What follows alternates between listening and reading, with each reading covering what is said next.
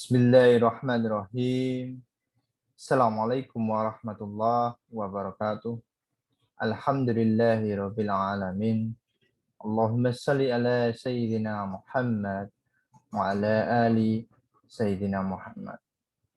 Mahasiswa semua yang dirahmati oleh Allah Subhanahu wa taala. Alhamdulillah pada pertemuan kali ini kita sudah masuk pada pertemuan yang ketiga, di mana di dalam pertemuan yang ketiga ini kita akan melanjutkan pembahasan kita terkait masalah data, di mana nanti akan saya jelaskan terkait atribut, objek, tipe data, data quality, similarity, distance, dan data preprocessing.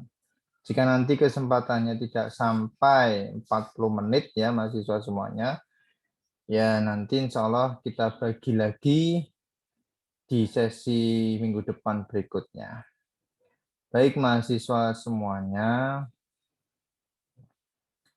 apa itu data? Nah ini, data merupakan koleksi dari data objek dan atributnya. Objek ini berarti adalah recordnya atau nilainya. Nah ini ya, yes single 125.000, cheat itu no, ya di sini cheat ya. Apakah dia melakukan cheat atau bukan? Atribut adalah kolomnya ya, parameternya, yaitu nama dari setiap kolomnya. Apakah dia menikah, apakah dia memiliki penghasilan, pajak penghasilan, nah, seperti itu ya mahasiswa semuanya ya. Lalu apa itu atribut? Di sini dikatakan adalah properti atau karakteristik dari sebuah objek. Ini ya, properti atau nama dari sebuah objek. Collection of attribute disebut dengan objek. Koleksi dari atribut disebut dengan objek. Kalau kita biasanya record, kalau orang-orang database mengatakan record data. Kalau ini di dalam data mining disebut dengan objek. Ada data objek, ada beberapa atribut yang ini dikoleksi. Ini adalah definisi dari data. Lalu apa itu nilai dari atribut? Nilai dari atribut adalah nomor atau simbol yang diberikan kepada atribut pada objek sebagian. Atribut value di sini ya, number of symbol or symbol assigned to an attribute for a particular object. Nah, di sini apa perbedaan dari atribut dan atribut values? Sama-sama atribut can be mapped to different attribute values. Example-nya di sini adalah tinggi badan ya. Height can be measured in feet or meters. Nah, ini adalah persamaan dari atribut dapat dipetakan dari different attribute values. Lalu different attribute can be mapped. Kalau ini persamaannya. Kalau perbedaannya adalah can be mapped to the same set of values. Example-nya adalah attribute value for ID and age are integer. Nah, tetapi properties atau properties ya dari atribut tersebut can be different than the properties of the value used to represent the attribute. Nah ini pengukuran dari panjang, the way you measure, bagaimana kita mengukur atribut mungkin tidak match pada atribut propertinya ya. Pada atribut propertinya. Nah ini A bisa bernilai 1, A bisa bernilai 5. Di sini dikatakan yang sebelah kiri, the scale preserve only the ordering property of length. Kalau ini adalah activity properties ini. Bukan additivity ya, ini activity properties-nya. Activity properties ya. Kegiatan properties-nya. Kalau ini adalah ordering, berarti ada yang memerintahkan untuk memberikan panjangnya seperti itu. Nah, ini perbedaan dari measurement. Nah, lalu apa itu jenis-jenis dari atribut? Ada nominal, ada ordinal, ada interval, dan rasio. Wah, ini dasar yang harus kalian pahami betul-betul. Karena nanti setelah lanjutan dari mata kuliah data mining itu ada data science. Data science itu nanti berhubungan dengan statistika. Walaupun di data mining juga ada sebagian nanti yang statistika, tetapi kita tidak sampai masuk ke ranah matematika seperti itu ya mahasiswa semuanya. Karena keahlian saya sangat terbatas terhadap penguasaan matematika di sana. Nantinya kalau berbicara mengenai apa namanya statistika ya pasti ada pakarnya atau dosen yang lainnya yang akan menerangkan. Tetapi perlu kalian pahami bahwa jenis-jenis atribut ada perbedaan. Ada nominal yaitu ID numbers, eye color, zip codes, ordinal, ranking, grades, ya grade itu level ya skala, heads, nah itu ordinal ya. Dipahami betul-betul ini. Interval, kalau contohnya adalah calendar dates, temperature in Celsius or Fahrenheit. Kalau rasio di sini contohnya adalah temperature in Kelvin, length, counts. Perhitungan dan elapsed time. Ini time to run a race ini ya, kalau rasio ini.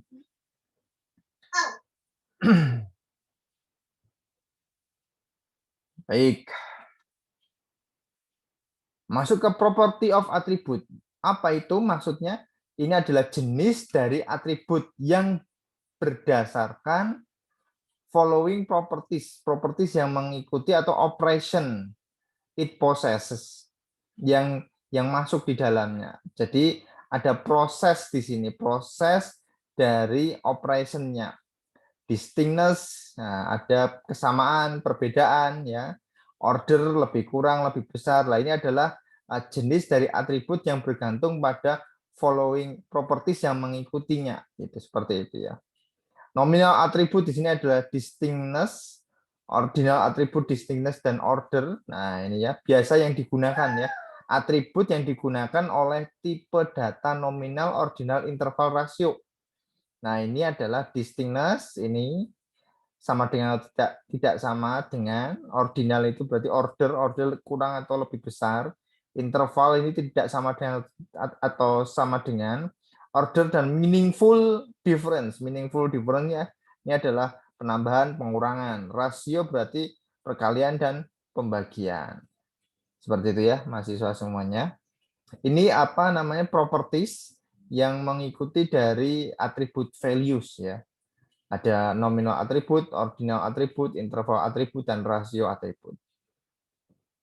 Apakah physically meaningful to say that a temperature of 10 degree is twice that of 5 degree on Celsius, Fahrenheit, Kelvin?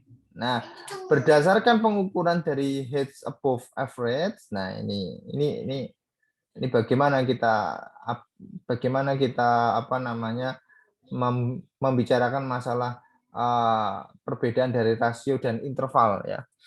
Rasio dan interval. Ini kalau ini tadi adalah terkait masalah temperatur ya. 10 yang merupakan 2 kali dari 5. Nah, ini apakah masuk pada Celsius skala, Fahrenheit skala, atau Kelvin gitu ya. Kalau rasio, nah ini kalau rasio tadi dikatakan di sini kalau rasio ini Kelvin. Kelvin ya. Tapi kalau interval, nah di sini adalah temperatur dari Celsius dan Fahrenheit. Considering measuring the heads above average, nah ini jika bill tingginya itu adalah 3 inches di atas average dan bob tingginya adalah 6 inches di atas average, lalu would we say that bob is twice as tall as bill? Apakah kita akan mengatakan bob adalah lebih tinggi, 2 kali dari bill ya. Kalau dari datanya lebih tinggi ya, 2 kali dari bill ya. Apakah situasinya analog to that of temperature? Nah, ini tidak berbicara mengenai temperatur ya, tapi tinggi badan.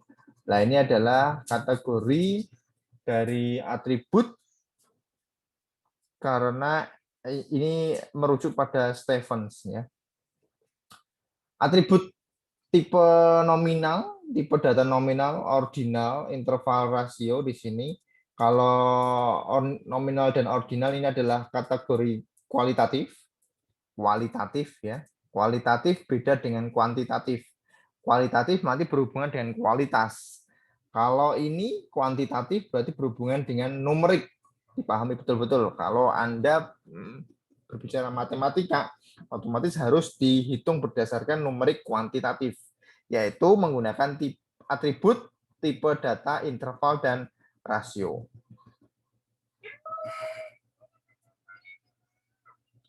Ini kualitatif nih.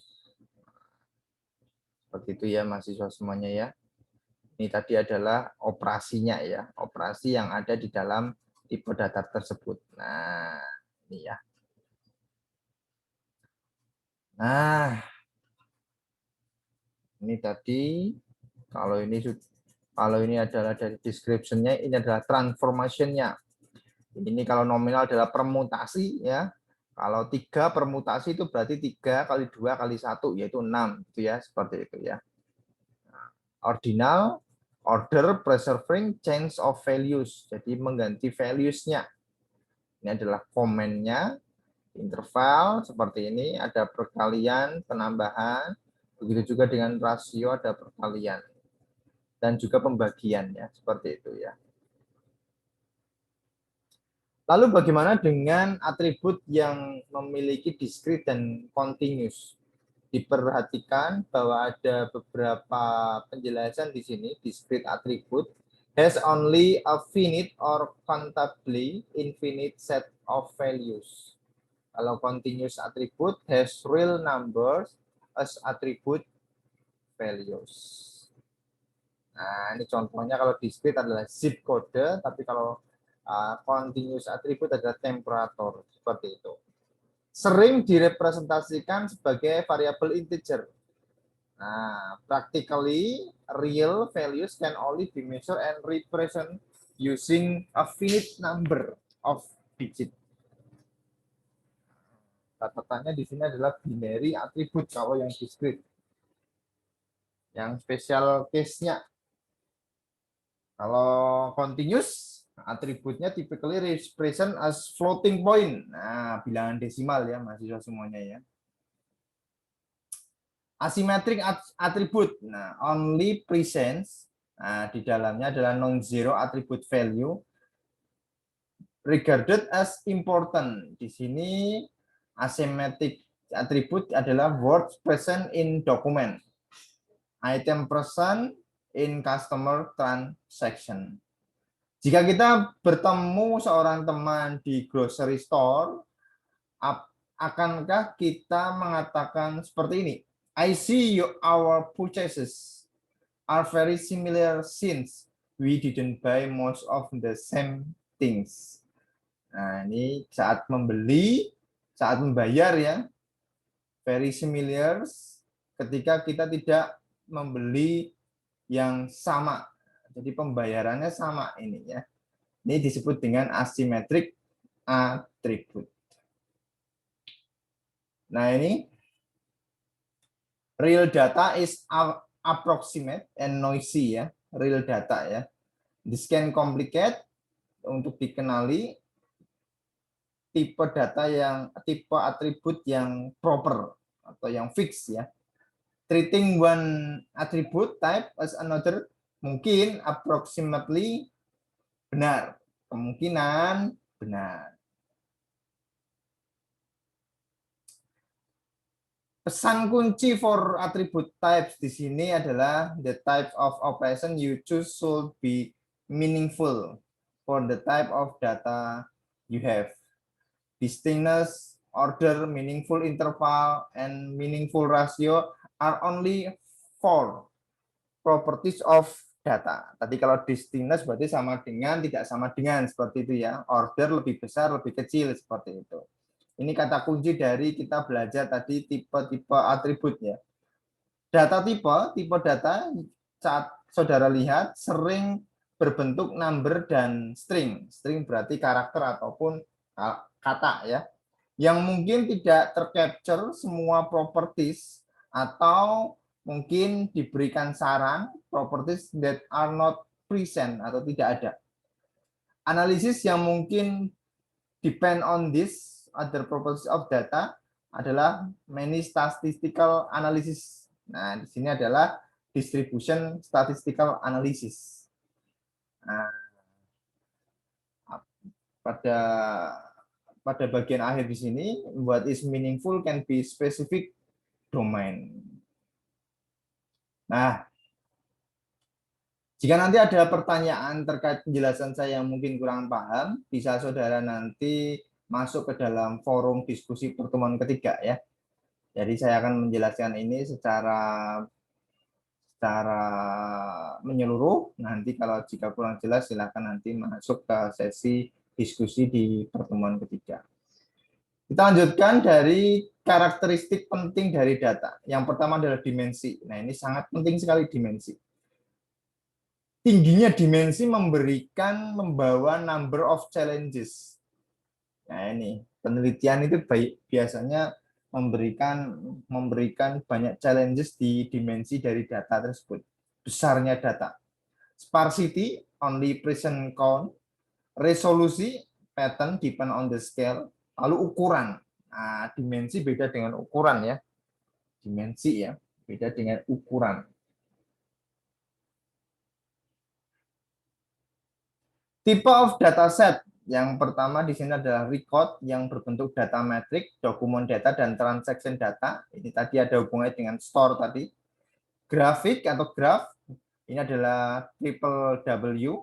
Lalu ada molecular structure.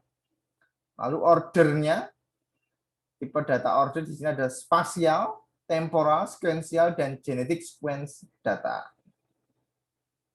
Nah, ini penjelasan dari record.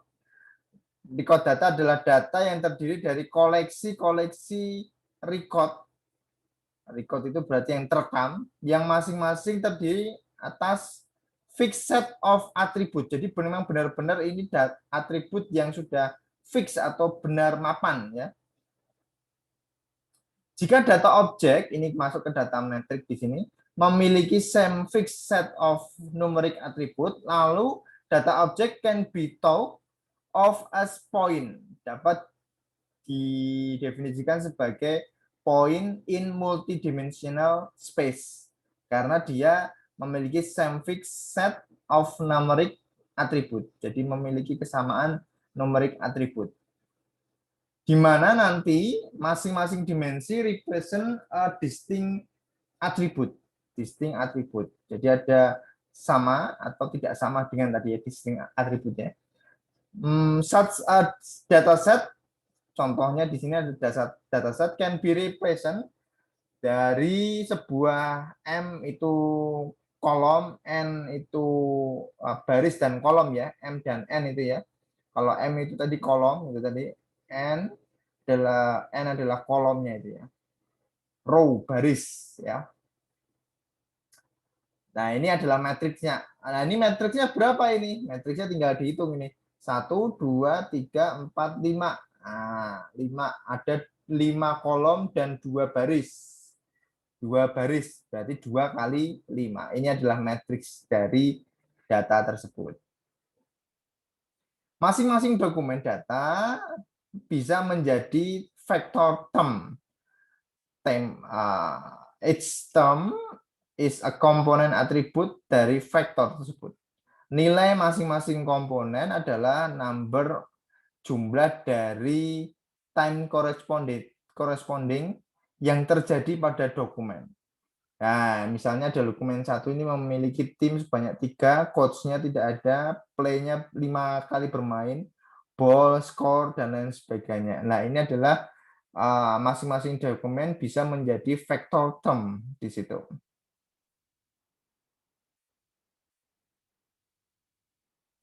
Nah, ini kalau ini adalah transaction data yang berhubungan dengan dari store, grocery store tadi ya. Nah, ini adalah visualisasi grafik data. Ini adalah order data yang bentuknya adalah sequence atau antrian atau berbaris menurut berdasarkan transaksi yang saudara miliki. A, B, B, D, C, D ini adalah elemen of sequence-nya. Genomic sequence data, ini genomic ya, sequence data dari data-data sequence genomik ya. Nanti silakan di search apa itu genomic sequence data. Spatio-temporal data. Nah, ini adalah rata-rata monthly temperature of land and ocean ya, daratan dan lautan ya. Ada bulan Januari sampai apa ini? Sampai Desember ini kurang lebih seperti itu. Spatio-temporal data. Ini masuk pada tipe data order data. Data quality. Nah, miskin data quality secara negatif memiliki efek dari banyaknya data yang diproses. Data mining di sini contohnya kalau a classification model for detecting people yang meminjam, resiko meminjam is built using poor data. Nah, jadi kredit itu biasanya ya. Yang biasanya resikonya tinggi saat peminjaman siapa. Nah, ini digunakan pada poor data tadi. Data quality adalah what kind of data quality problem? Problemnya apa saja di sini? How can we detect problem with the data? What can we do about this problem? Contohnya di sini adalah noise and outlier, wrong data, fake palsu, data palsu, missing values, duplicate data. Nah, ini berbahaya duplicate data. Nah, ini penjelasannya mahasiswa semuanya terkait data quality ya. Object noise is an extraneous object ya. Ekstra berarti adalah kelebihan objek di sini. For attribute noise reverse merujuk pada modification dari nilai yang original. Nah, nilai yang original. Ini kalau ini sinyalnya ada noise-nya ini. Nah, ini ada noise-nya. Sehingga perlu kita buang seperti itu ya, noise tersebut. Kalau outlier itu adalah data object with characteristics that are considerably different than most of other data object. Jadi dia berbeda dari data objek yang lainnya di dalamnya, gitu ya. Apakah menguntungkan memiliki outlier? Kalau untuk analisa sangat menguntungkan. Tapi kalau untuk performance banyak outlier juga performance dari algoritma saat mendeteksi atau mengklasifikasi itu biasanya berkurang seperti itu ya, karena banyak outlier. Nah, ini outlier ini biasanya kita tidak perlukan karena datanya itu berbeda dengan data yang ada di dalam recordnya ataupun objeknya. Missing values di sini, reason for missing values. Di sini adalah informasi is not collected. Atribut mungkin tidak bisa applicable to semua kelas ya di sini. Kalau ada missing value. Bagaimana memperbaiki missing value? Kita eliminasi data objeknya atau variabelnya. Kita estimasi, perkirakan nilai values-nya. Kita perkirakan, ada tekniknya memang. Lalu kita abaikan missing value during analysis. Bisa, ini cara penanganan dari missing values. Bagaimana duplikat data? Nah, ini duplikat data ini. Perlu kita proses cleaning cara penanganannya. Nah, apakah kita perlu meremove? Ya, kalau kita harus meremove, ya meremove. Gitu. Makanya data asli itu sangat penting. Similarity and dissimilarity measures. Bagaimana mengukurnya? Numerical mengukur bagaimana kemiripan tuh data, dua data objek tersebut. Apakah tinggi ketika objek tersebut tidak mirip? Often falls in the range 0 dan 1. Nah, ini. Nah, ini adalah bagaimana similarity dissimilarity for simple attribute. Ya, itu ya, mahasiswa semuanya. Kalau nominal dissimilarity-nya 0,1 jika 0 itu dikatakan jika X sama dengan Y. Tetapi similarity 1 dikatakan jika X sama dengan Y. Seperti itu ya. Cara baca tabelnya ya. Euclidean distance di sini untuk mengetahui jarak Euclideannya, di mana di sini kita mengetahui number of dimension atributnya, atribut berarti kolomnya, nama kolomnya, dan juga data objek X dan Y. Nah, data objek dan X dan Y. Nah, ini penjelasan secara matematikanya seperti itu ya. Ini saya tidak banyak terangkan mengenai matematikanya. Ada Minkowski distance. Apa perbedaan dari Euclidean? Nah, itu kalau itu adalah di akar, dikuadratkan dulu baru di akar, ya, seperti itu. Kalau ini adalah nilai absolutnya, ada R di sini. Ada R di sini. R adalah parameternya. Nah, parameternya dari nanti R yang akan kita apa namanya berikan. Kita peneliti yang memberikan nilai R tersebut nanti apakah itu R sama dengan 1, R sama dengan 2. Nah, ini ada perbedaannya di situ. Sehingga nanti hasilnya jaraknya Minkowski antara data satu dengan data yang lainnya pasti berbeda jika nilai R-nya berbeda. Karena kalau sudah dipangkatkan R lalu di akar per R, nah itu pasti lebih kecil ya, lebih kecil jaraknya. Kalau lebih besar berarti lebih kecil. Kalau R-nya besar berarti biasanya lebih kecil.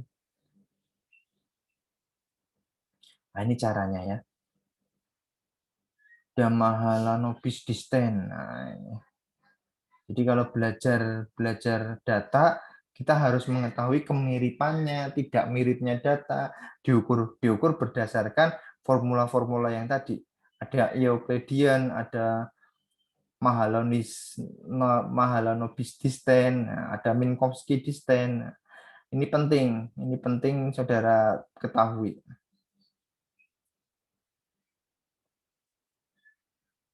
Nah, ini untuk mengetahui kemiripannya. Kalau distance berarti perbedaannya. Seperti itu ya mahasiswa semuanya ya. Korelasi. Nah, saya tidak terlalu banyak ke dalam matematikanya ya mahasiswa semuanya ya.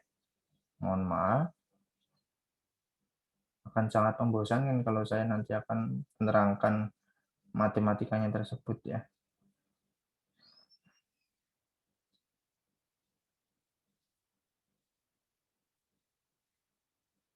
Kenapa saya lewati? Karena saya yakin,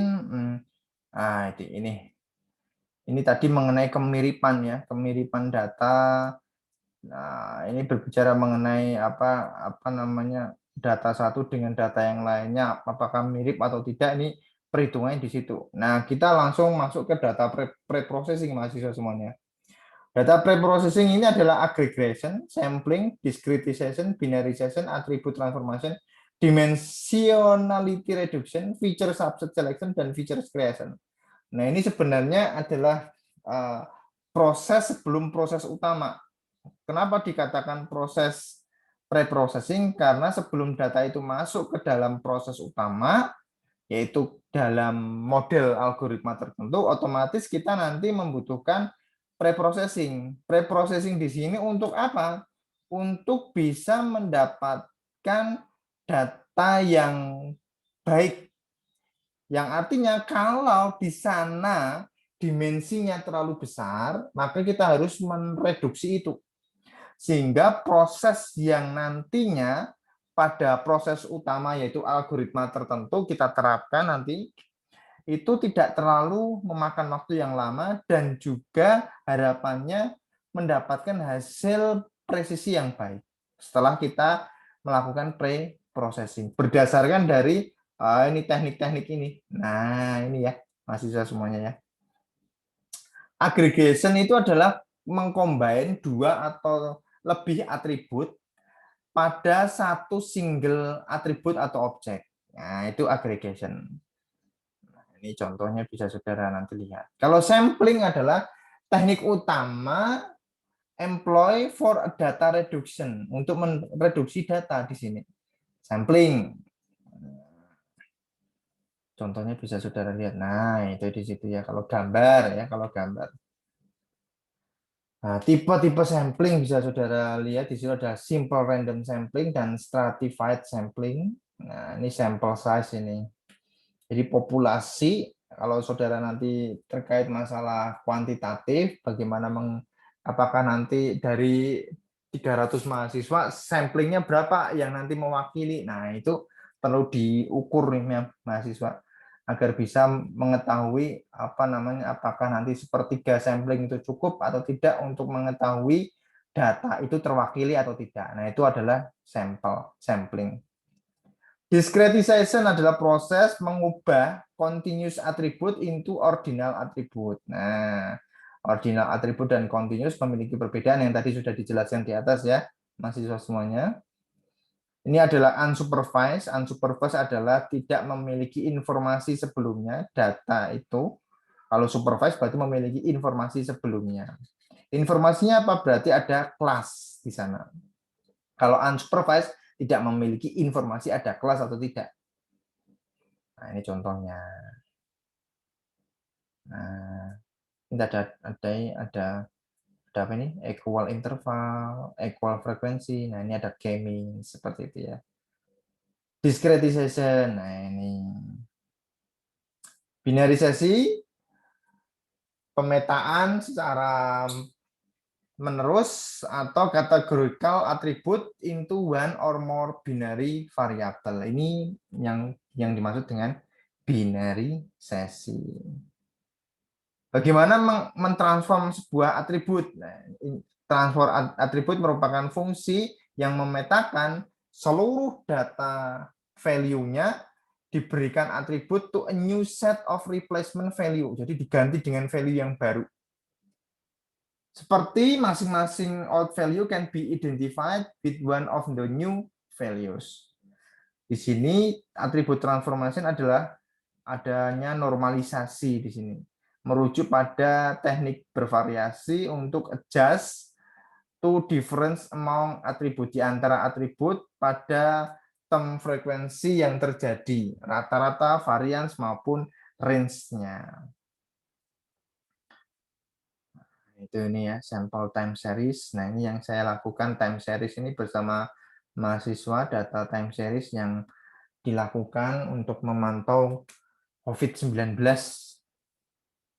Diperlukan data time series yang nantinya bisa berbentuk pola. Pola ini yang nanti kita akan petakan atau membuat sebuah pengenalan pola di sana datanya.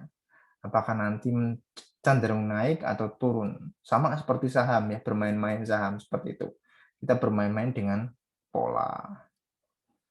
Nah, ini dimensional reduction contohnya apa tujuannya adalah mencegah curse of dimensionality, mengurangi jumlah dari waktu dan memori yang dibutuhkan data mining algorithm ya, allow mengizinkan data to be more easily visualisasi. Ini tujuan-tujuan dari dimensi reduction. Tekniknya adalah PCA, Principal Component Analysis, Singular Value Decomposition. Nah, ini contoh dari tekniknya, algoritmanya.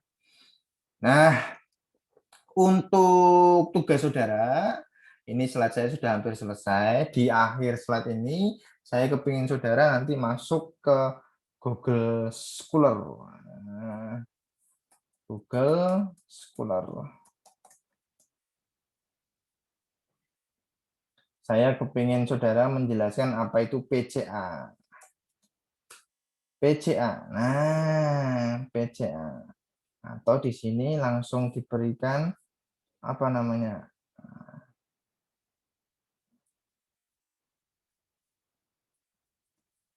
Yes.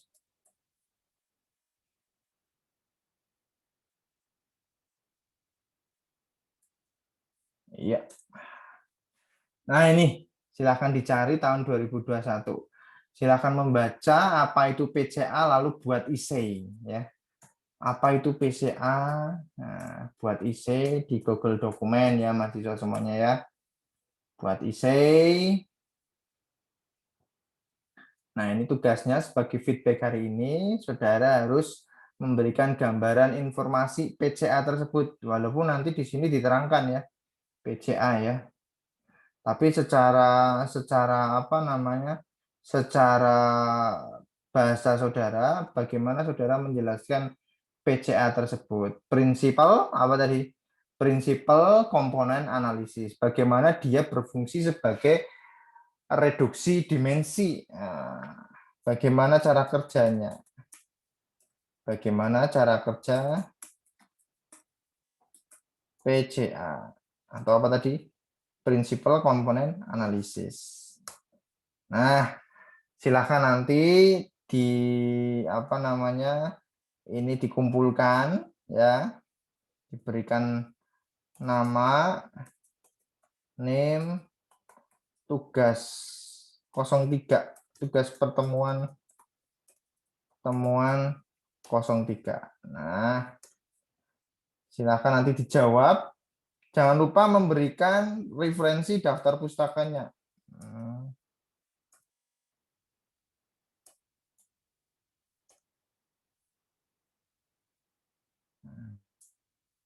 Referensinya apa? Referensinya dari mana? Referensinya dari mana? Otomatis dari sini ya. Di sini biasanya nanti ada referensi. Referensinya dari paper ini, gitu ya, yang menerangkan mengenai PCA. PCA itu apa? Nah, saudara nanti menjelaskan itu. PCA. Nah, ya. Nah, nah. Silakan. Silakan nanti dicari. Silakan nanti diambil. Nah, ini PDF nih. Ada PDF-nya. Nah, itu bisa di-download juga. Silakan nanti diambil, lalu referensinya disertakan untuk menjawab bagaimana cara kerja PCA atau prinsipal komponen analisis. Jangan lupa diupload tugasnya di e-learning nanti dalam bentuk PDF. Baik mahasiswa semuanya, untuk pertemuan hari ini yang kita tadi sudah terangkan terkait banyaknya data, apa itu data dan lain sebagainya, tipe data dan lain sebagainya, bagaimana cara mereduksi data, tekniknya tadi sudah saya gambarkan secara general. Nanti saudara semua yang nanti akan menambahi untuk bisa mendapatkan feedback, saya harus mengetahui pemahaman saudara mengerjakan tugas yang sudah saudara upload nanti di e-learning. Terima kasih, waktunya 1 minggu ya untuk tugas tersebut. Terima kasih, saya akhiri. Assalamualaikum warahmatullahi wabarakatuh.